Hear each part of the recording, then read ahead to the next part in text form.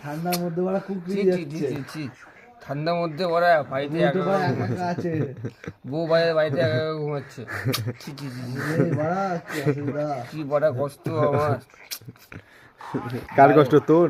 বাইরে একা একা ঘুমাচ্ছে আমার। ভাই একটা কথা মনে বললো খাবো বলছি তো এবার আমাকে না গোপালকে বল। তোকে বল, সবাই 3 ভাই শুন, কাকা বলবি না, সন্দীপা তাকে বলবি না, তুই টাইমকে বলিস না। শোন কালকে সকালে বলবি না তো ভাই? ভাই আরে বাড়া আমি কোন কথাটা গিয়ে বলি বাড়া সেটা বলতো তুই বাড়া।